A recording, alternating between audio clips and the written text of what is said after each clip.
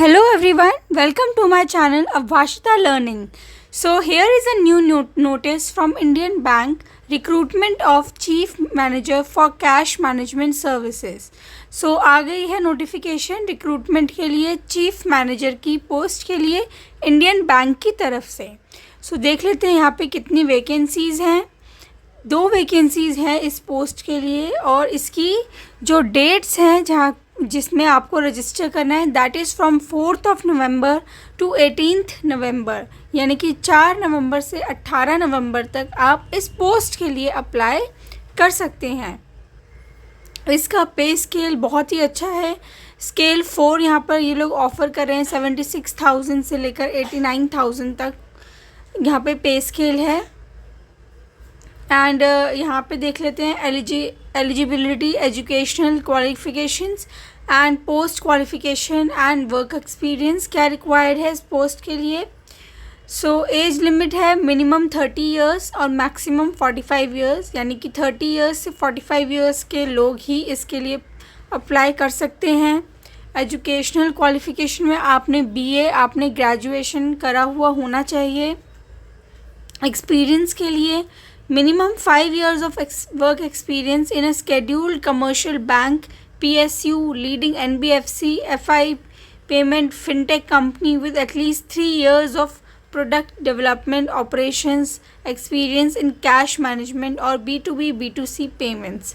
इसके साथ क्या क्या प्रेफरेबल है? Knowledge in sales, relationship management, implementation, knowledge of cash management products or B2B, B2C payments, strong communication skills to work with cross-functional teams and stakeholders, analytical skills to identify customer needs and market trends and develop product roadmaps accordingly. Candidates with work experience in cash management or payment companies will be preferred. इसी के साथ साथ देख लेते हैं कि क्या क्या यहाँ पे एज रिलैक्सेशन दी गई है. सो जो अपर लिमिट है 45 इयर्स, उसमें एज रिलैक्सेशन दी गई है. शेड्यूल कास्ट, शेड्यूल ट्राइब्स को, SC STs को 5 इयर्स की है. OBCs, non creamy layer candidates को 3 इयर्स की एज रिलैक्सेशन है.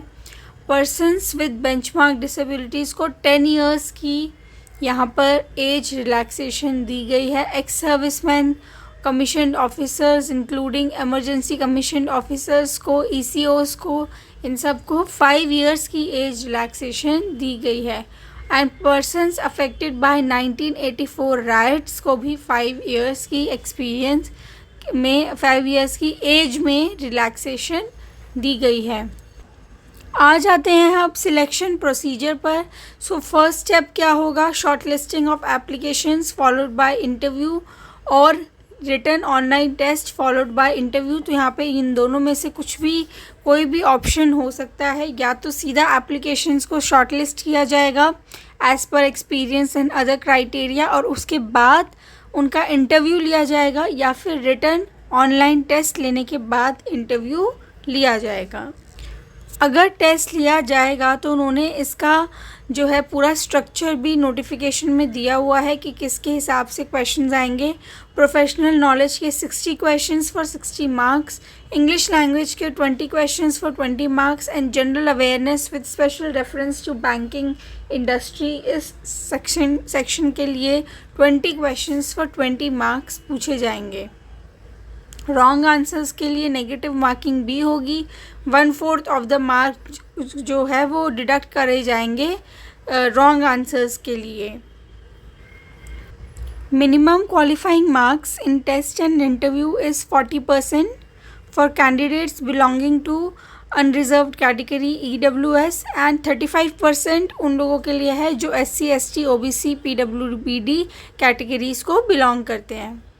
यहाँ पर टेस्ट और इंटरव्यू की वेटेज क्या रहने वाली है? 80-20 रहने वाली है. 80 वेटेज जो है वो टेस्ट को दी जाएगी और 20 जो है वो इंटरव्यू को दी जाएगी. और उसके बाद फाइनल मेरिट लिस्ट के अकॉर्डिंग जो है सिलेक्शन होगा. कैसे अप्लाई करना है? रजिस्टर करने के बाद एप्लीकेशन पूरी फुल करने के बाद पेमेंट करनी है फ़ीस की.